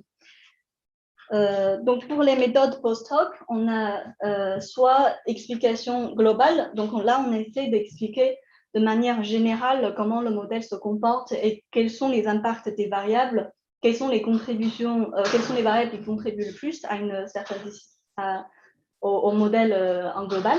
Et puis, on a des explications, ce qu'on appelle locales. Et là, soit on pourra expliquer par les exemples ou des contre-exemples, ou on pourra expliquer aussi par les valeurs spécifiques de cette instance. Donc, on revient sur le sujet très classique à la banque. Donc, on a une situation de octroi de crédit. Donc là, on a notre client qui s'appelle Sam, qui fait une demande de crédit et on a utilisé un modèle de machine learning pour nous aider à prendre une décision. Donc ici, la décision, c'est binaire. Donc oui ou non, on veut lui accorder le crédit. Et une fois on a cette décision, on réfléchit à comment on essaie d'expliquer cette décision. Donc le contexte, c'est on avait fait un travail en collaboration avec notre collègue de risque Personal Finance, donc Personal Finance connu sous la marque de CDLM. Ils font de la crédit à la consommation. Donc auparavant, ils faisaient beaucoup de crédit comment on appelle ça? Crédit scoring avec des modèles de régression logistique. Et maintenant, ils ont développé de plus en plus de modèles d'ensembliste qui ont une meilleure performance, mais on en perd en explicabilité. Donc ici, je vous ai listé les 5 méthodes qu'on a retenues à la fin de notre étude. On a étudié plus que au-delà de ces 5 méthodes, mais on a écarté les autres pour des raisons de performance ou ça ne nous convenait pas dans notre façon de faire les modèles. Donc, vous voyez ici qu'on couvre les méthodes globales. Donc, on a les Permutation Feature Importance, Partial Dependent Plot, PDP. Je ne vais pas rentrer dans les détails des méthodes parce que je pense que c'est des méthodes relativement très connues. Si vous voulez, on pourra en discuter plus en détail sur ces méthodes-là. Et puis, on a ELI aussi qui est très connu. Ensuite, on a des méthodes comme SHAP qui peuvent donner des explications en global et en même temps en local. Ensuite, on a une méthode de prototype qui est proposée par IBM dans leur boîte à outils AX 360, qui est un très bon outil open source. Donc ici, ce qu'on essaie de faire, c'est d'étudier vraiment techniquement quelles sont les méthodes qui vont nous convenir pour notre usage une fois qu'on construit un modèle d'octroi de crédit. Donc, on a listé les avantages et les inconvénients pour nos collègues data scientists. Ensuite, quand on regardait certains outputs de ces méthodes-là, on s'est dit que peut-être ces outputs peuvent aussi répondre à d'autres types de profils, par exemple les risk officers qui prennent des décisions en niveau global de comment on ajuste le niveau de risque. Et puis les loan officers, donc loan officers ici, c'est les conseillers bancaires qui peuvent être face aux des clients et avoir des questions sur le modèle. Hop là. Voilà. Du coup, maintenant, je vais... Ouais, on a sauté des slides. Enfin, ici. Donc, je vais juste vous donner un exemple, enfin, 2 exemples sur les méthodes qui sont un peu moins connues. Donc, celui-là de Protodash, qui vient de chez IBM.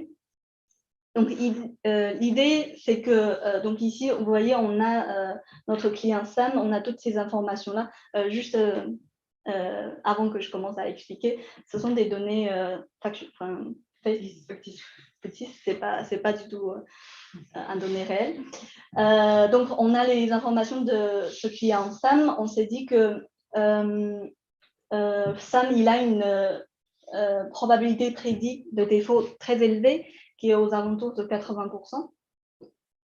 Et ce qu'on va, en tant que par exemple loan officer ou credit officer, ce que je vais me dire, c'est que donc, je regarde dans l'historique de mes données clients historiques et j'ai retrouvé ces 3 profils qui sont très similaires aux celles de Sam. Et tous ces clients-là, auparavant, quand on leur a octroyé le crédit, ils ont tous fait défaut et ils ont des probabilités aussi élevées que Sam. Donc, c'est là que je vais me réconforter que si la décision est de refuser la demande de crédit de Sam, je peux me réconforter avec cette décision-là. Ensuite, pareil, c'est un donné open source, c'est un dataset open source qui vient c'est un dataset qui s'appelle German Credit, qui date il y a 30 d'années. Donc ici, c'est une façon d'expliquer avec les contre-exemples. Donc là, pareil, on a sur la première colonne les vrais exemples, les vraies données d'un de nos potentiels clients. Et ce qu'on essaie de dire, c'est que ici, donc par exemple, ce client, on avait refusé sa demande de crédit. Donc ici, on s'est dit, si potentiellement ce client-là, ils peuvent changer ces 4 critères qu'on a soulignés ici, simultanément, la prochaine fois, il aura une meilleure chance pour que son crédit soit accepté.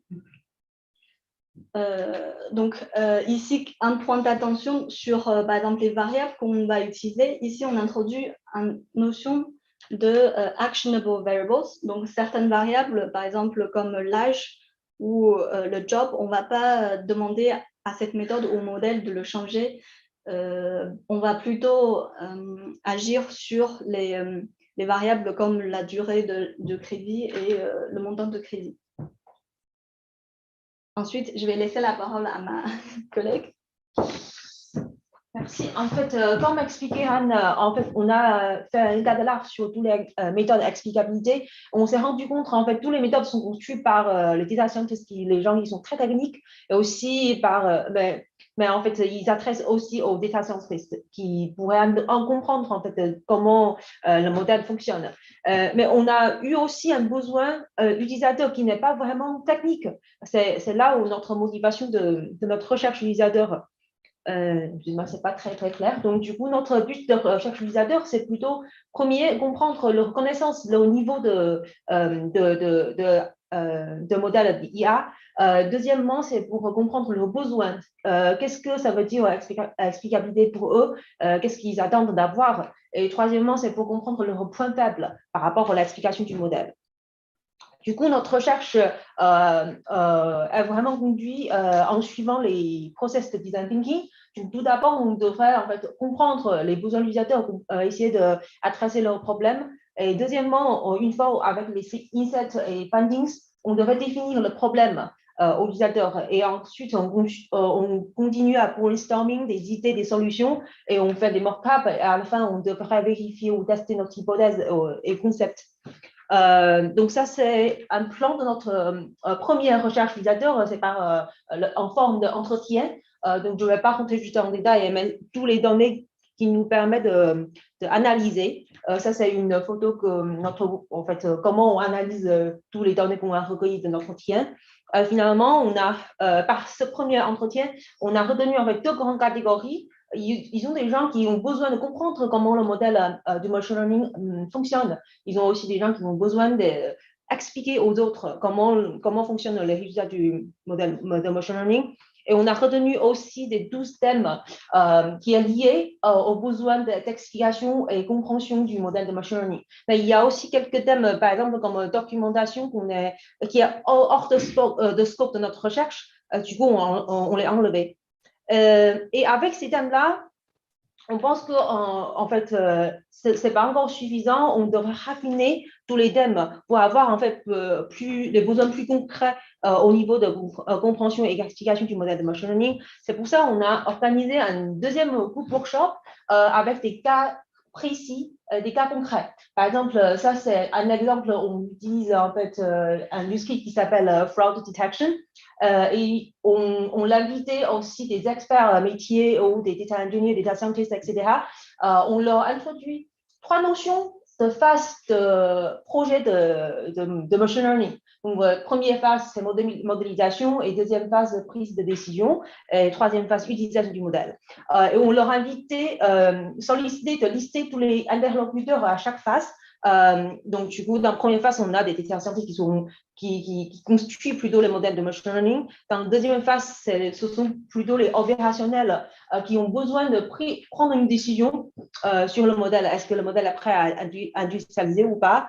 Et troisième, plutôt dans la phase où on a des utilisateurs qui ont plutôt des bénéfices du résultat. Ça pourrait être, comme Anne a expliqué, l'officer des conseils de clientèle aux clients.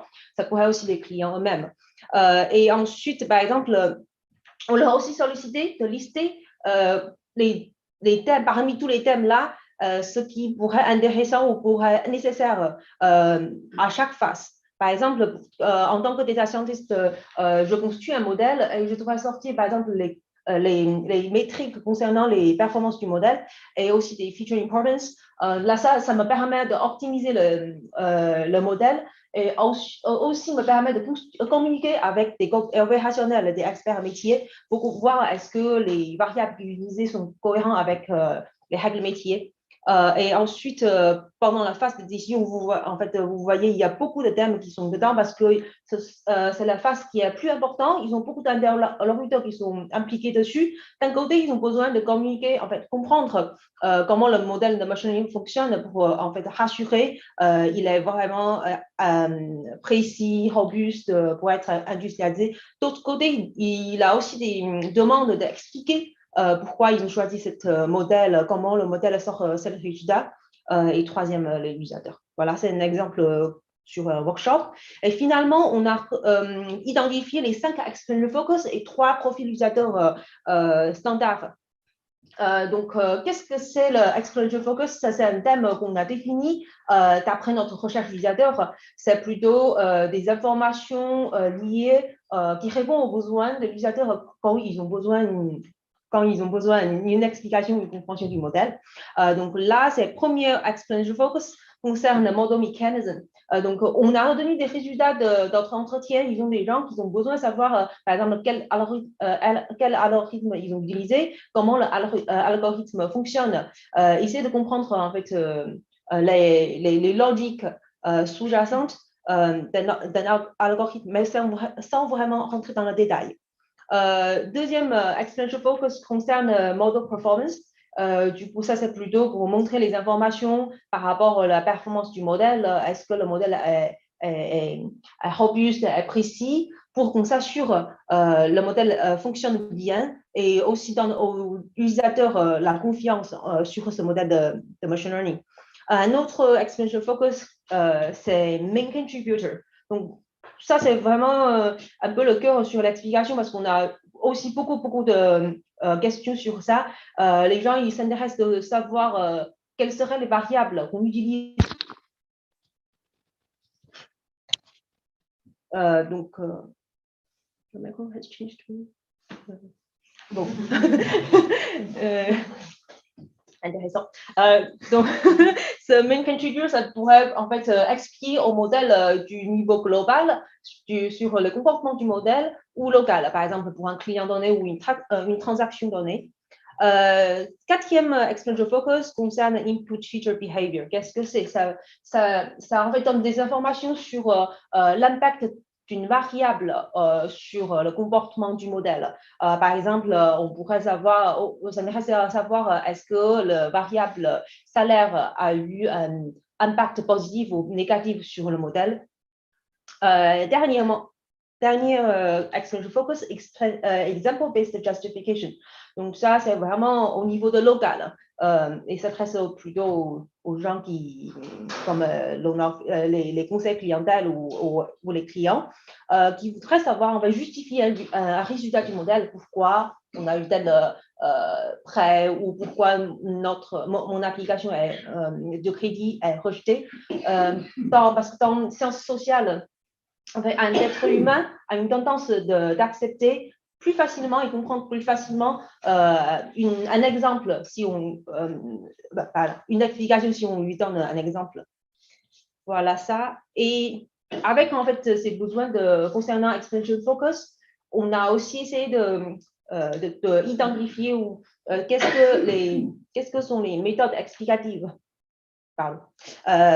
qui correspondent à ce besoin. Donc, c'est un exemple de main contributor. On a des méthodes qui s'appellent permutation feature importance. On a aussi un shape. Ça, c'est le même principe sur example-based justification.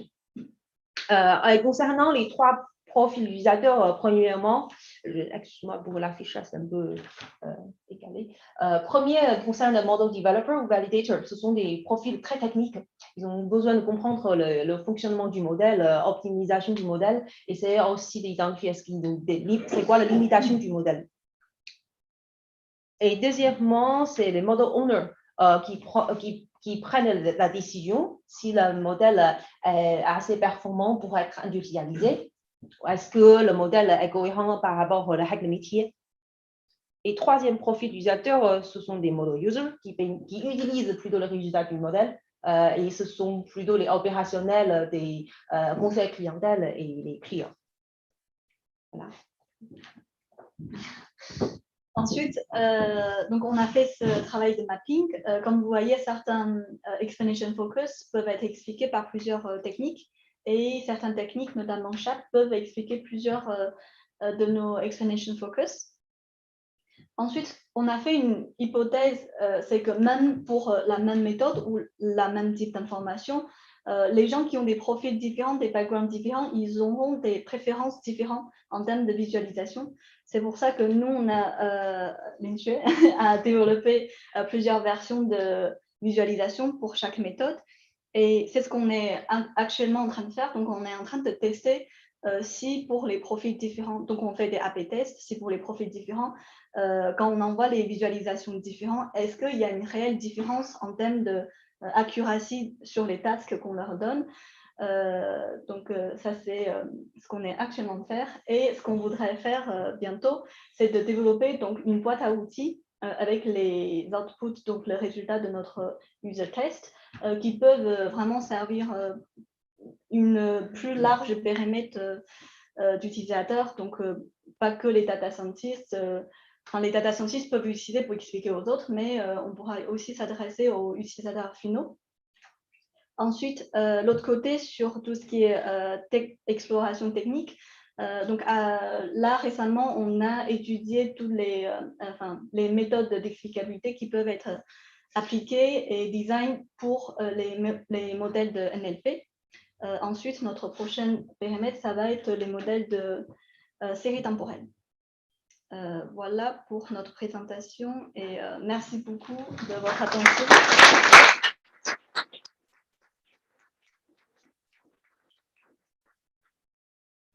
Merci beaucoup, Valérie Linché. On va prendre peut-être une ou deux questions pour conclure. Allez-y, lancez-vous. Oui. Est-ce que quand l'intelligence artificielle décide de ne pas accorder de crédit, le conseiller peut pas dire ça fait rien, je prends risque quand même? En fait, dans notre process actuel de l'octroi de crédit, le modèle est une aide à la décision. la décision finale, c'est pas une décision automatique avec le modèle. C'est une des variables que le conseiller regarde, mais c'est pas que ça qui détermine la décision. J'aimerais bien voir un conseiller qui ose aller contre la Oui. Parce que le conseiller, en fait, c'est l'intelligence humaine, il a de l'expérience, il connaît le risque qu'il peut prendre ou pas, en fonction de ce qu'il avait. Est-ce qu'on a une dernière question? Oui. Ça vous avez répondu? Oh, pardon. Sinon, on pourra discuter. Ça vous a pris combien de temps de créer ce projet? On a commencé de mai l'année dernière. Mais l'année dernière, on commence à faire les interviews et là, on est en phase de test. Donc, la prochaine étape, ça va être le mock-up final et le prototype. Vous êtes une fidèle dans le test. Ouais. En fait, je voulais juste savoir comment vous définissez le trade-off entre l'explicabilité d'un modèle et sa performance. Il y a un threshold, j'imagine. Comment dire, je pense que c'est surtout réglementaire. Quand on nous impose des explications très claires sur certaines choses, on utilise la régression logistique parce qu'on pourra expliquer. Mais pardon? Des arbres de décision. Oui, exactement. Et sinon, là, on est vraiment, puisqu'on ne sait pas encore ce que le régulateur va nous demander, du coup, on se prépare pour une éventuelle utilisation de modèles d'ensembliste. Enfin, on l'utilise pour certains cas, mais on se prépare. Merci pour cette présentation. Qu'est-ce que vous utilisez pour la partie visualisation comme solution? C'est IBM aussi? Visualisation, c'est design par notre collègue. En fait, pour l'instant, c'est juste un bureau mock-up avec toutes les visualisations. On essaie de regrouper toutes les possibles les visualisations par rapport à chaque méthode. Et maintenant, on est en phase de test utilisateur pour voir lequel est plus efficace et plus facile de comprendre pour tel profil d'utilisateur. D'accord. Non, on n'a pas choisi pour l'instant. Je pense qu'on a développé quelque chose interne avec du Python intégré avec ces designs en front. Ok. Merci à vous. Donc, si vous avez d'autres questions, n'hésitez pas après lors du cocktail. Hop. Ouais. Oula, je te fais un dessin. Du coup, merci à tous d'avoir été là pour cette session en présentiel pour la première depuis très longtemps. Ça nous a fait très plaisir de vous revoir. Merci surtout aux speakers de qualité qu'on peut encore applaudir, je pense.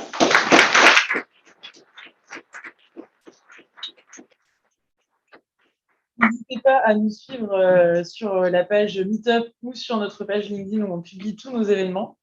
Et merci aussi à notre hôte Jeda. Est-ce que tu veux venir présenter les derniers événements que vous avez bientôt? Merci tout le monde d'être venu. Merci aussi d'être intervenu sur de tels sujets.